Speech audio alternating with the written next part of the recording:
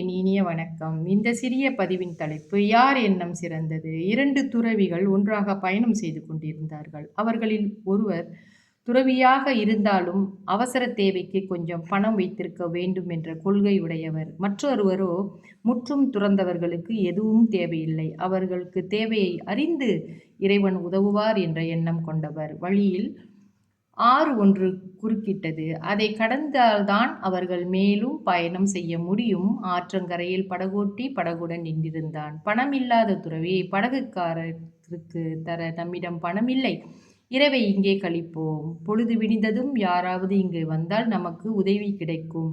நாம் அக்கறை போவோம் என்றார். அதற்கு மற்றொருவர், இங்கு இரவில் தங்குவது ஆபத்து. என்னிடம் பணம் உள்ளது, வாருங்கள் போவோம் என்று கூட்டிச் சென்றார்.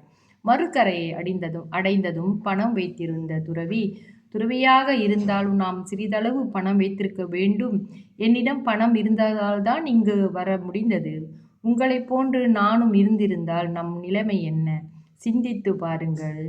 என் வழிதான் சிறந்த வழி என்றார். அதற்கு பணம் இல்லாதவரோ, நீங்கள் சொன்னது உண்மைதான். என் நிலைமையை நினைத்து பாருங்கள். பணம் இல்லாமலே நான் இங்கு வந்துவிட்டேன். இறைவன் உங்கள் வழியாக எனக்கு உதவி செய்துள்ளார்.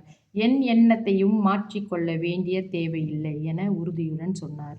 இங்க நம்ம புரிஞ்சுக்க வேண்டியது என்னன்னா, பணம் இருந்தாலும் இல்லாவிட்டாலும் இறைவனுடைய அருளை பெற்று கொண்டு விட்டால் எந்த மாதிரியான இக்கட்டான சூழ்நிலையிலும் ஏதாவது ஒரு உதவி யார் மூலியமாகவும் நமக்கு கிடைத்துவிடும். அதன் மூலியமாக இறை அருளை நாம் புரிந்து கொள்ள வேண்டும்.